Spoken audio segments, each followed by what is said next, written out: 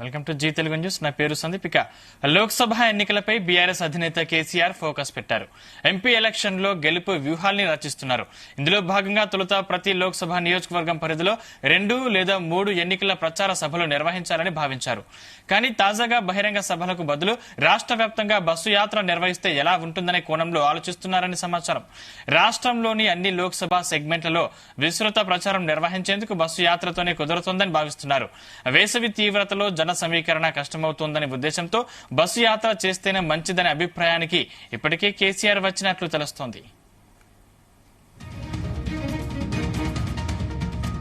ఆంధ్రప్రదేశ్ లో CM YS Jagan చేస్తున్న bus యాత్ర తీరుతెన్నులను పరిశీలించిన కేసీఆర్ ఇక్కడ కూడా అదే రీతిలో ప్రచారం చేయాలనే ఉద్దేశంతో ఉన్నట్లు తెలిసింది. ఈ నేపథ్యంలో బస్సు యాత్ర ద్వారా సుమారు 100 అసెంబ్లీ నియోజకవర్గ కేంద్రాల్లో మినీ మీటింగ్లు లక్ష్యంగా కదలాలని భావిస్తున్నారు. ఈ నెల 15 తర్వాత మెదక్ లేదా ఆదిలాబాద్ నుంచి యాత్ర ప్రారంభమయ్యే అవకాశాలు ఉన్నాయని తెలుస్తోంది.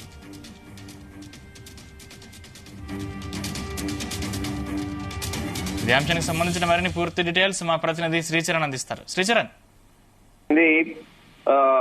రాబోయే పార్లమెంట్ ఎలక్షన్లలో ప్రధానంగా సాధ్యమైనన్ని సీట్లకు గెలుచుకునే యోజనలో ప్రస్తుతము గులాబీ బాస్ వ్యూహాలు రచిస్తున్నారు అని చెప్పుకోవాలి మనము. ఇందులో భాగంగా ప్రధానంగా నియోజకవర్గ పరిధిలో ప్రతి లోక్సభ నియోజకవర్గ పరిధిలో 2 లేదా 3 ఎన్నికల ప్రచార సభలు నిర్వహించాలని, అలాగే దానితో పాటు బస్సు యాత్ర నిర్వహిస్తే ఎలా ఉంటుందనే కోణంలో కూడా ఆలోచిస్తున్నారని ప్రధానంగా బీఆర్ఎస్ పార్టీలో జోరుగా ప్రచారం సాగుతోంది. అయితే రాష్ట్రంలోని అన్ని లోక్సభ సెగ్మెంట్లలో విస్తృత ప్రచారం నిర్వహించేటందుకు బస్సు యాత్రతోనే కుదురుతుందని కూడా గులాబీ అధినేత భావిస్తున్నారనేది కూడా ప్రచారంలో ఉంది. వేసవి తీవ్రతతో జన సమీకరణ కష్టతరం అవుతుందనే ఉద్దేశంతోనే బస్సు యాత్ర చేస్తే మంచిదనే అభిప్రాయం కూడా ఇప్పటికే కేసీఆర్ వచ్చినట్లు కూడా పార్టీ వర్గీయులు పేర్కొంటున్నారు. అయితే ఆంధ్రప్రదేశ్ లో ఇప్పుడు ప్రస్తుతం సీఎం వైఎస్ జగన్మోహన్ రెడ్డి చేస్తున్న బస్సు ఈ తీరుదెన్నులను పరిశీలించిన కేసీఆర్ ఇక్కడ కూడా అదే రీతిలో ప్రచారం చేస్తే ఎలా ఉంటుందనే ఆలోచనలో కూడా ఉన్నట్లు కూడా ప్రధానంగా తెలుస్తోంది. అయితే ఈ బస్సు యాత్ర ద్వారా సుమారు 100 అసెంబ్లీ నియోజకవర్గ కేంద్రాల్లో మినీ మీటింగ్లు లక్ష్యంగా కదలాలని కూడా ఆయన ప్రధానంగా ఆలోచిస్తున్నారు. ఈ నెల 15 తర్వాత మెదక్ లేదా ఆదిలాబాద్ నుంచి యాత్ర ప్రారంభమయ్యే అవకాశాలు ఉన్నాయని కూడా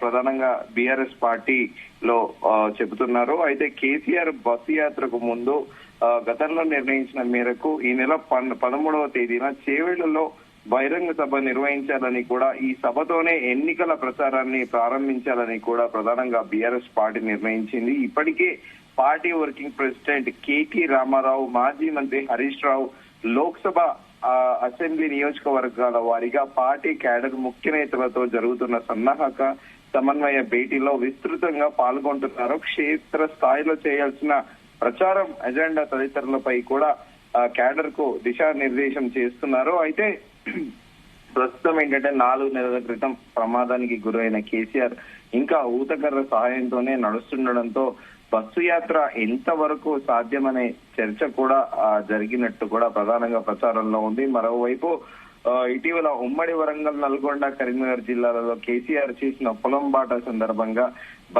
భద్రతాపరమైన సమస్యలు కూడా తలెత్తుతున్నట్లు పార్టీ వర్గాలు గుర్తించాయి. పెద్ద ఎత్తున ప్రజలు తరలి వచ్చి తోపులాటకు దిగుతుండడంతో వారిని నియంత్రించడం కష్టతరం అవుతుందని సెక్యూరిటీ విభాగం కూడా ప్రత్యేకంగా కేసీఆర్ దృష్టికి తీసుకెళ్లడంతో ఈ అంశాన్ని కూడా పరిశీలించినట్లు కూడా ప్రధానంగా తెలుస్తోంది. అయితే ఇప్పుడు ఎండాకాలము ప్రస్తుతానికి మనం ఇంకా ఏప్రిల్ 2nd వీక్ లో ఉన్నాము. ఇప్పటికే ఎండల తీవ్రత విపరీతంగా ఉన్నాయి.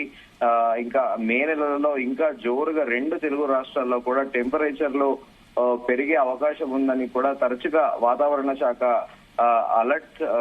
అలర్ట్లు జారీ చేస్తుంది. అయితే ఇప్పుడు వైఎస్ జగన్మోహన్ రెడ్డి కూడా ప్రధానంగా ఇప్పుడు అక్కడ ఆంధ్రప్రదేశ్ లో పొలిటికల్ క్యాంపెయినింగ్ చేస్తున్నాడు. బస్సు యాత్రలలో కూడా ప్రధానంగా ఆయన ఊర్ల మీదుగా అంటే జనసంద్రోహం ఉన్న చోటికి ఆ బస్సు యాత్రలో వెళ్లి ప్రజల్ని పలకరిస్తున్నాడు. కొన్ని చోట్ల కూడా ప్రధానంగా నీడ ఎక్కడ ఉంటుందో అక్కడ ఆ నీడను బేస్ చేసుకునే కూడా ప్రజలతో కలుస్తున్నారు.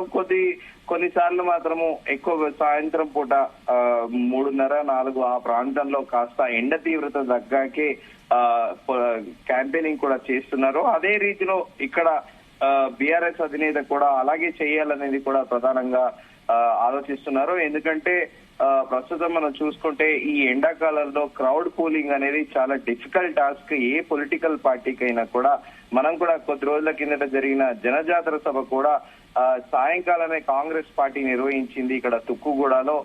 దాదాపు సాయంత్రం 5 గంటలు అన్నప్పటికీ కూడా 6 గంటల తర్వాతే సభ స్టార్ట్ అయింది. సో సాయంత్రము సభ ఏర్పాటు చేయడంతో కూడా భారీ ఎత్తున కూడా కార్యకర్తలతో పాటు ప్రజలు కూడా తరలి వచ్చారు తుక్కుగూడలో, మనందరం చూసాము. సో అయితే ఇప్పుడు కూడా ఈ ఎండాకాలం తీవ్రత దృష్ట్యా కూడా ప్రస్తుతము ఈ బస్సు యాత్ర అయితే బాగుంటుందనే ఒక ఆలోచన కూడా కేసీఆర్ వచ్చినట్లు ప్రధానంగా కూడా చర్చ నడుస్తోంది. Sandeep. Right, thank you Sricharan.